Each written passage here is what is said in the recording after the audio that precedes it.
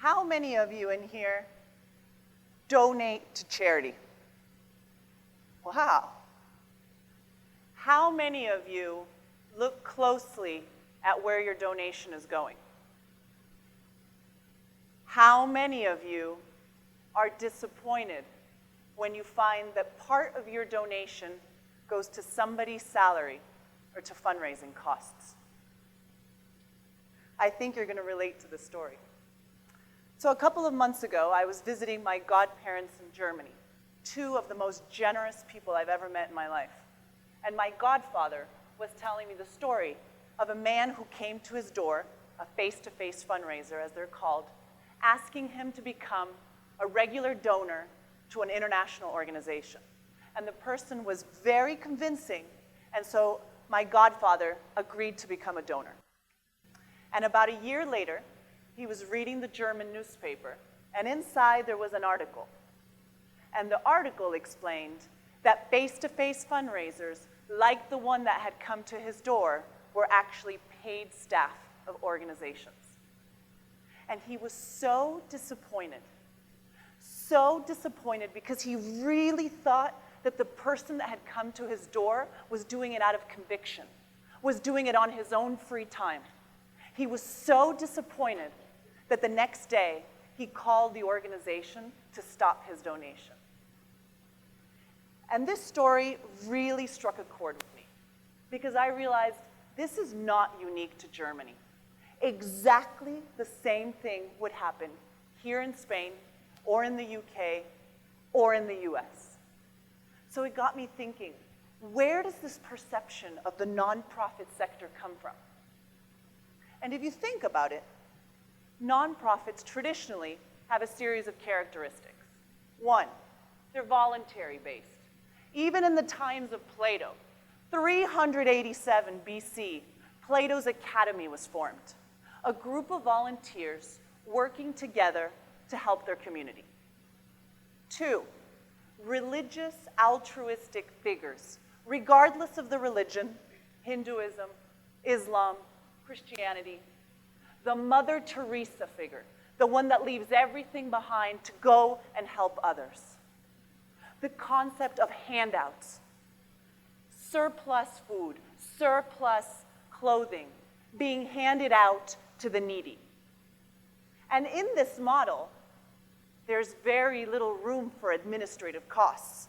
Because surely, if you're running your operations by volunteers, by do-gooders, your administrative costs must be low. And as a result, today, this is the roots of the misperception of the nonprofit sector. This obsession that we have that the donation go 100% to the cause. The idea that nonprofits should be run by volunteers, and if we do have paid staff, they should have really low salaries. And the do-gooder mentality. It's good enough to do good. The journey of doing good is good enough, regardless of the end result. But guess what? The context today has shifted. Because today, we're no longer talking about a couple of altruistic souls. We're talking about major, ambitious objectives. And I'll give you an example. I work for the UN World Food Program. Do you want to know what our mission is? It's to eradicate hunger globally. Not reduce it by 5% or 10%, end global hunger. And I'll take that one step further. Last year, the Sustainable Development Goals were approved across the world. Of the 17 SDGs, the one that best relates to the World Food Program is number 2, zero hunger, by the year 2030. There are 795 million people in the world that are hungry right now. Do we want to talk about scaling up? This is the context today. This type of scale up requires the right people in the right roles. And I'll give an example of that. Within the humanitarian context, big data philanthropy is proving to be revolutionary. But big data philanthropy requires chief data scientists. These individuals are extremely well educated and trained. They have PhDs, they're engineers. We cannot expect them to be volunteers. If we want to find a cure for malaria, if we're going to base it on volunteers, it's going to take 150 years. We need the right people in the right roles. And as a sector, the nonprofit sector, we need to embrace a shift in our internal cultures. We need to understand that as a sector, we need to do whatever it takes to reach our missions, whatever it takes. And guess what? Donors have changed as well. Because traditionally, a donor was pretty happy to write his check and go off his merry way. But today, a donor wants to know where his or her money is going and what's the impact of their donation. Consider this. Doctors. Doctors save lives. Doctors help humanity. Yet nobody would ever question that a doctor not be well educated or have a healthy salary. So why this discrepancy with the nonprofit sector? And just because a doctor has a healthy salary, in no way does it take away the value from what he's doing. So why does it in the nonprofit sector?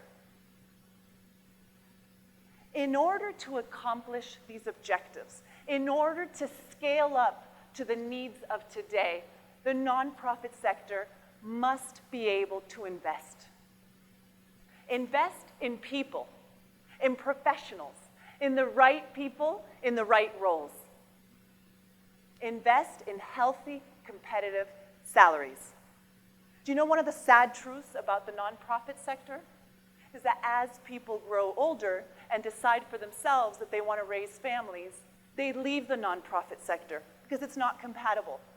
It's not compatible with raising a family. It's not compatible with paying a mortgage. Nonprofits are oftentimes in expensive cities, in New York, in London. It's not compatible. Invest in training. There's an excellent study done by a professor of fundraising and sustainable philanthropy, Adrian Sargent and Amy Einstein. And in this study, they show the correlation between training of major donor fundraisers and how much each of those individuals raise. It is a direct correlation. The more training, the more each one of those individuals raises for the organizations. Investing in measuring impact. Investing in communicating effectively to our donors, to society. And of course, investing in fundraising. Yes, investing in fundraising. Because a solid fundraising campaign can grow an organization exponentially. It can make it go a lot quicker to that end goal. The key in all this, of course, is the return on investment. For every euro that I put into any one of these initiatives, how much am I getting in return? That's the key. But it's not just about investing. It's about changing that internal culture of nonprofits, that it's not good enough to do good, that we have to do whatever it takes to reach that ambitious objective, to deliver real impact, whatever it takes. So what can we do? We have the suffocating cultural misperception. What can we do? We rebrand. Why not rebrand the charity sector? Use it as a catalyst for change. And when I say rebrand, I'm not talking about changing the name, which, by the way, should definitely be part of the process. Because if you think about it, nonprofit sector just describes what we're not. Charity sector and voluntary sector are just wrong. So yes, part of the rebrand process should be changing the name. But I'm talking about something much deeper than that. When we think of the brand Apple, who cares if it's called apple or banana or orange? What's important is what that brand stands for. The attributes, the positioning, the psychological construct around that brand. That's what we need to work for in the nonprofit sector. We need to come together and build a case for support, that the current affairs are suffocating, that we cannot scale up if we live with these limitations. Let's create a rebrand steering committee. This is an opportunity. This is a global phenomenon. So let's get key people from different countries, from different organizations, from different parts of an organization. Let's get donors, let's get media outlets. Let's get everybody together to make this change. Let's think about how we're going to create that internal cohesion. Let's think about strategically how we're going to change that perception. Let's hire brand managers to help us manage this process. And through this process, there are key elements that we need to take into consideration. Accountability. Because after all, that's what's behind the question of people, what percentage of my donation goes to administrative costs?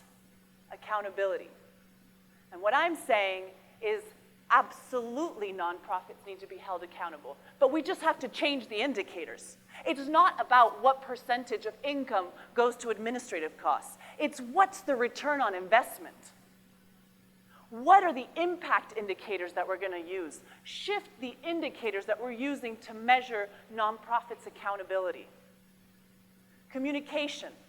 As a sector, we need to move away from focusing on the problem, on the challenges, and shift towards communicating on the solutions and the real impact that we're making. And in this process, in this rebranding process, we focus on three key stakeholders. The donors. Let's work with the donors and engage them in a way that they understand that they're actually more like investors than they are donors. So it's okay if part of the investment goes to hiring the right people in the right roles, or for a fundraising campaign that's going to grow the funds exponentially. The media. Let's work with the media so that they don't just focus on the small sliver of the pie dedicated to administrative costs, and focus on how big the pie is. What type of impact is it having? Look at the Ebola crisis. Look at the role and the impact of humanitarian organizations in the Ebola crisis. Why don't we focus on that? And if they are to print the salary of a staff of a nonprofit, to contextualize it, to not print the salary as a standalone, what has that person achieved with that salary? And finally, the nonprofit sector itself. That it's not good enough to do good. That we have to do whatever it takes to reach those missions. We have to be strategic. We have to think long-term and then work backwards.